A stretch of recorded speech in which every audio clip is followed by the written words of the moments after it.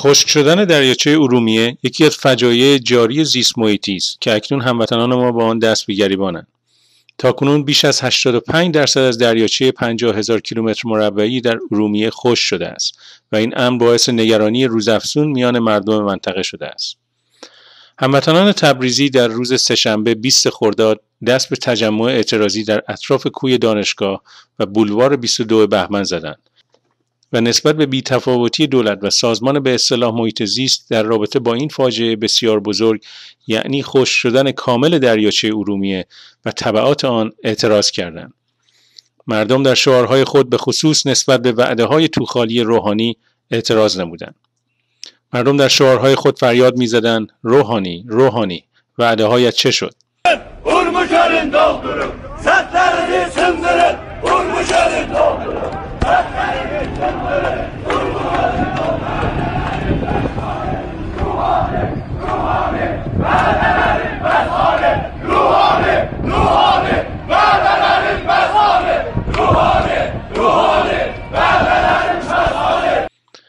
لازم به ذکر است که حسن روحانی رئیس جمهور رژیم در اولین کمپین انتخاباتی خود در استان آذربایجان وعده داده بود که مقابله با خشک شدن دریاچه ارومیه از اولویت برنامه‌های دولتش خواهد بود و در اولین اقدام دولت آب دریای مازندران را به دریاچه ارومیه منتقل خواهد کرد. حسن روحانی حتی دروغ خود را با جزئیات مالی و هزینه‌ای که در حدود 1 میلیارد دلار برآورد کرده بود همراه ساخت. اولین بررسی ها به ما میگوید اگر خدای ناکرده این دریاچه خشک شود 14 میلیون نفر زیست اونها در معرض خطر قرار خواهد گرفت.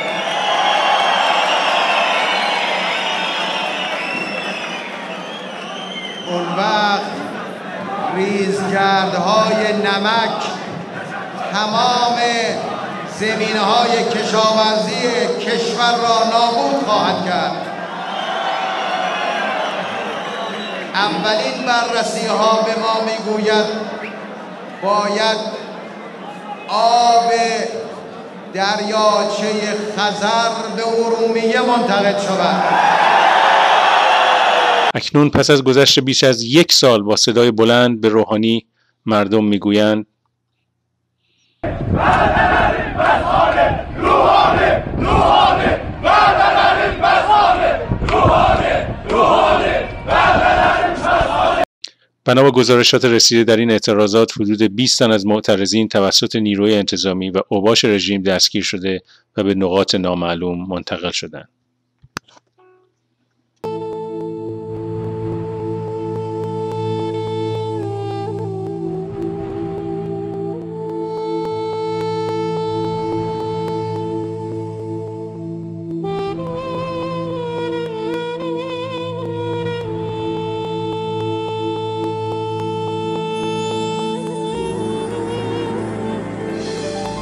Derya qırağında bir ağır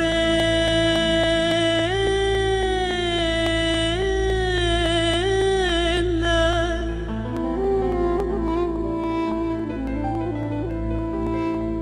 ürküştü sonalar boş kaldı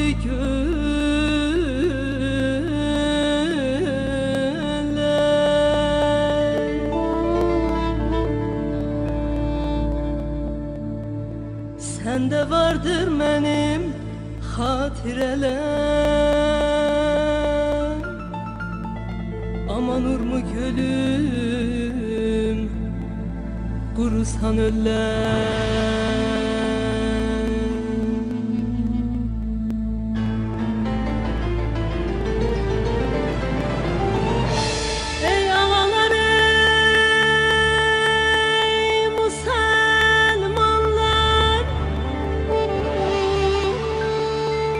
Göleden düştü düştü